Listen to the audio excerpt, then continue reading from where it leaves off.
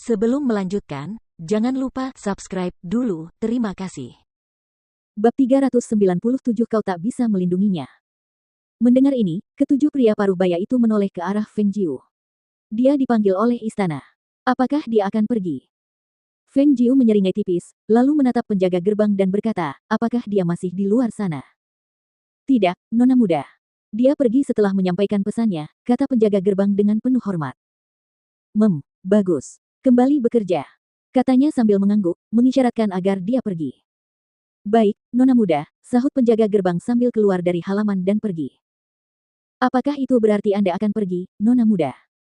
Tanya salah seorang pria dengan ekspresi sedih, khawatir bahwa malam ini akan menjadi pesta di gerbang Hong miliknya sendiri, bahwa perjamuan itu direncanakan dengan tujuan tunggal untuk membunuhnya.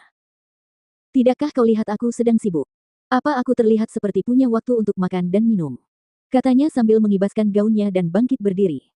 Melihat ekspresi sedih dari ketujuh pria itu, Feng Jiu tidak bisa menahan senyum, berkata, kau tidak perlu takut. Tidak akan terjadi apa-apa. Ia pun segera menuju gedung utama untuk menemui ayahnya guna memastikan bahwa ayahnya tidak khawatir saat mendengar berita itu. Sementara itu, di istana, Murong Yixuan menyerbu ke kamar ayahnya dan langsung bertanya, Ayah Kekaisaran, apakah Anda berniat menikahkan King Ge? Keluarga Feng sudah lama tidak menyukai pernikahan ini dan tidak berencana menikahkan King Ge dengan putra mahkota Green Gallop untuk menjadi selir sampingannya. Mungkin Anda lupa memberitahunya. Mendengar putranya menggunakan nada interogasi seperti itu kepadanya, Murong Bo mengamuk dengan marah, menghantamkan tinjunya ke meja, ia berteriak, dasar kurang ajar. Beraninya kau berbicara kepada ayahmu, sang penguasa, seperti ini. Apa kau sudah kehilangan akal sehatmu? Namun, Murong Yixuan sama sekali tidak gentar menghadapi kemarahan ayahnya. Menundukkan pandangannya sedikit, ekspresinya, yang selalu menunjukkan kesopanan dan kehalusan, berubah menjadi gelombang kemarahan yang langka saat dia berkata, Ayah Kekaisaran, Anda tahu betapa saya menyayanginya, tetapi Anda malah membuat keputusan seperti itu. Saya hanya ingin bertanya kepada Anda, Ayah Kekaisaran, apakah saya masih seorang putra bagi Anda? Melihat putranya tidak takut dengan gengsi Murong Bo, dia menghela napas berat, menjilat bibirnya, dan dengan suara berat berkata, kontrak pernikahanmu dengannya sudah menjadi masa lalu. Tidak ada yang tersisa di antara kalian berdua. Jika dia punya perasaan padamu, dia tidak akan memutuskan pernikahan itu. Mengapa kamu masih peduli dengan apa yang terjadi di kediaman Feng? Kau harus tahu, lanjut Murong Bo, bahwa jika dia menjadi selir pendamping putra mahkota Green Gallop, keluarganya tidak hanya akan terhindar dari kehancuran besar, tetapi dia juga dapat membantu kita mendapatkan dukungan dari negara Green Gallop yang kuat. Beraninya kau menghalangi pengaturan yang begitu sempurna.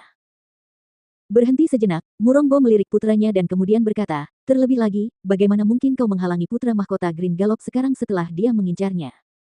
Kau seharusnya tahu bahwa dunia ini milik yang perkasa dan bahwa kekuatan mengalahkan segalanya.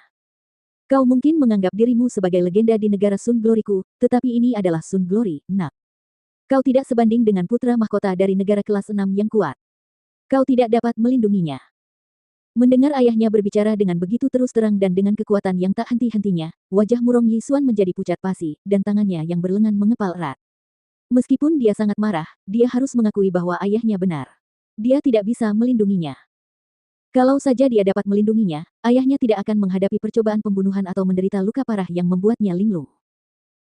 Kalau saja dia bisa melindunginya, ayahnya tidak akan bisa memaksanya menikah, tidak akan bisa memaksanya menjadi selir sampingan putra mahkota Green Gallop. Jika dia bisa melindunginya, dia tidak akan dipaksa diarak di hadapan Pangeran Green Gallop sebagai teman. Kekuatan. Kalau saja dia punya kekuatan. Kalau dia berkuasa, siapa yang berani memperlakukan orang yang dicintainya seperti ini? Dia tidak pernah menyadari pentingnya kekuatan. Dia tidak pernah merasakan keinginan yang begitu kuat untuk memiliki kekuasaan. Melihat wajah pucat putranya, yang diwarnai kemarahan dan keengganan, Murong Bo menghela napas dan berkata, akan selalu ada yang lain, bukan? Selama kamu cukup kuat, siapa yang bisa menjamin kamu tidak akan menemukan wanita yang jauh lebih cantik daripada yang pernah dia harapkan?